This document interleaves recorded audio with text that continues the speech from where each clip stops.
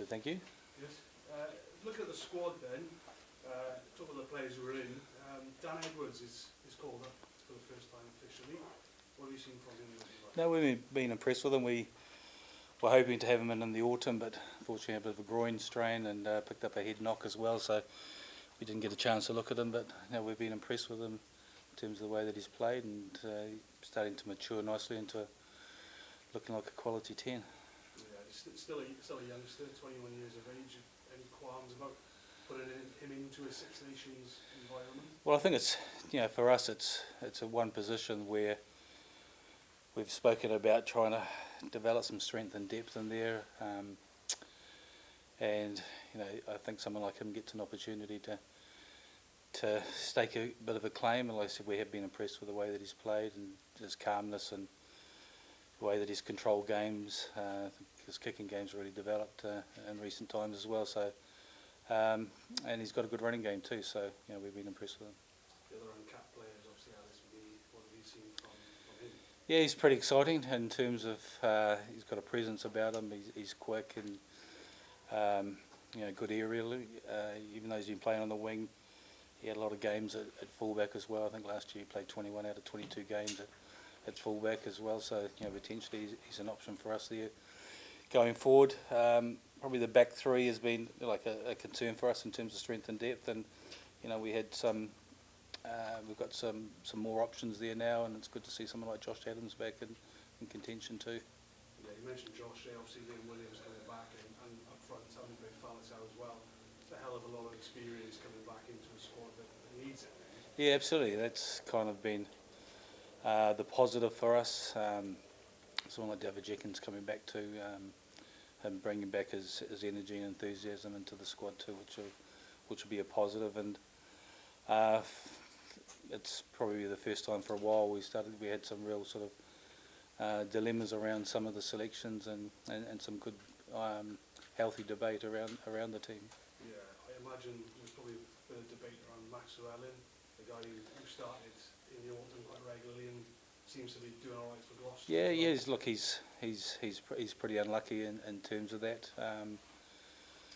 For us, probably there's a lot of quality 12s around. It's probably 13's the one position where haven't got a huge amount of depth, and we probably see apart from Joe being there as a 13 option with a left foot, seeing how he's going to go. Yeah, and he's probably he's definitely unlucky in terms of missing out in the squad. We were limited a little bit. I mean, sort of the maximum we were looking at was picking a squad of 33. We ended up picking 34 because we get a chance to go to France with a really short preparation time in terms of that Friday night, and then we're down to Nice for a week on a camp, which we've done before, which has been hugely positive for us, and before we go to Rome for that second game. Is there anything more Max could have done in recent weeks to convince you? No, look, he's been spoken to in terms of that, and there's probably for him as an opportunity to, looking for more touches and getting his hands on the ball. He didn't have any touches against the game against South Africa. I know he didn't have a lot of ball in that game, and he's just got to continue doing what he's doing. There was a long discussion around the midfield selection and the makeup of that, and trying to get some experience in certain positions around some of the youngsters that are coming in, and just for us trying to get a real balance in the team with, like I said, with some experience and giving those youngsters an opportunity with certain players around them. Yeah, just last one on the squad, obviously Gareth Hanscom is not involved. Do you mind explaining his omission? Yeah, look, that was again a big point. We've spoken about 10 as being the position for us in terms of developing some strength and depth over the next couple of years, and looking to short term and long term in terms of building some players that get some experience in that 10 position. We know that Gareth's got a lot of experience there.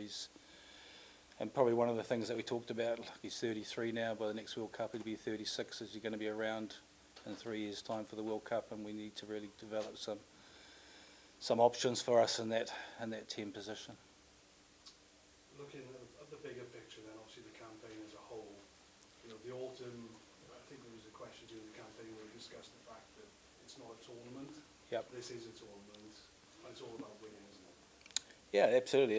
We know it's about performance. We know it's about results. Like I said, those first two games are really important for us. And that game in Paris, we know it's going to be tough, and then obviously the Italy game, and it's also a tournament about momentum too. You give a couple of good performance results, and you never know what can happen in this tournament. And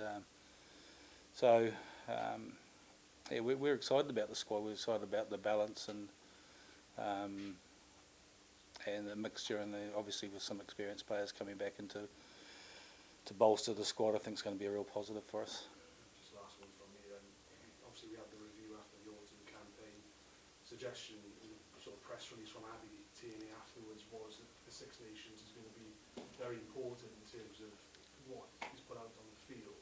Do you feel like your job is on the line in this campaign? Yeah, absolutely. Yeah, so you know, there's been a lot of discussions and debate about that. I'm pretty well aware of the situation that we're in as a group of coaches and stuff, and you know, we've just got to go out there and work hard and look to show improvements and perform well.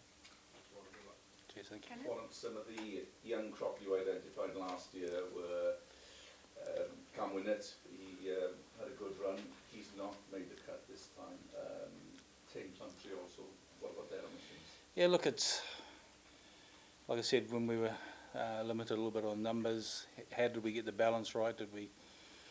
Tane's unlucky because we decided to go with 5 second rows and 5 back rowers. We talked about, was it going to be 6 back rowers and 4 second rows?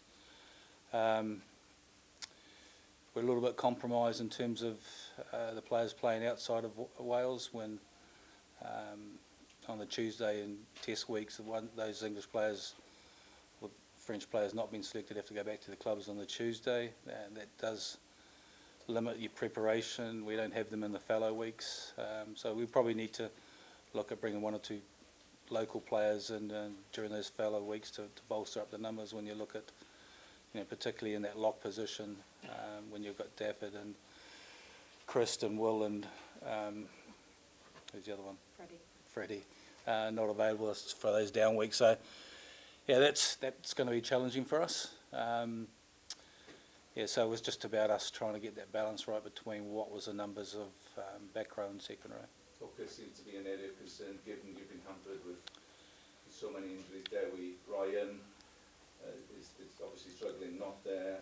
You capped Evan Lloyd last year, but he might have to step up, given that Elliot D's had limited. Yeah, Elliot has. Yeah, we thought Elliot was good yesterday. He's had some good touches and things, and for someone who hasn't played for a while, he brings some experience, and for us, continue to persevere with Evan. We know he's still learning his trade there, but around the field he's got a huge amount to offer. Yes, and we've lost some experience with Ryan and Dewi, but there's some really good youngsters in that hooking position, some depth, and I think over the next couple of years some of those youngsters will come through and put some real pressure on some of those older players. So even though we're lacking a little bit of experience, you know, there's definitely some quality in that hooker position. Was captaincy an easier decision? Because Dav has been injured. You went with Dav last year, Dav Jenkins, but Jac's been given the nod. Yeah, I think that you know, Jac was one of the captains in the World Cup, and he's been captaining the Ospreys as well. And I thought Dav did a really good job. I think in 3 players that we've used in that captaincy role, in terms of Dewi and Jac and David, you know, all 3 young men with a huge amount of potential and great leadership potential too, in terms of the squad too. So you know, any one of those 3 could do a great job for us. Just a simple one, picking up on last question. France on a Friday night, we've been here before 2019 when the rain came down. It's a different situation, but is it one you can really look forward to, or is there trepidation going? There's always trepidation. Look back to the Six Nations last year when, you know, we were ahead at 62 minutes and they brought all their bench on, which had a massive impact probably in the last 15 minutes, and we weren't able to deal with the impact of their bench. And probably playing France first up is not a bad thing for us to do.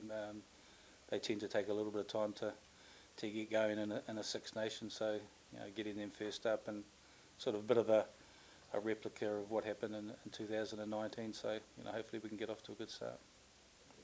Okay, we'll just do one final live question with Stefan. Warren, when the review was, when the union announced that you were staying on for the Six Nations, they did say that perhaps there was going to be some changes to your backroom team. Any update on that? Yeah, there's look, we'll probably make a announcement later in the week in terms of sort of a couple of individuals coming in sort of managerial roles and stuff, or support staff within that team. Yeah. Okay. There's the live section, so if there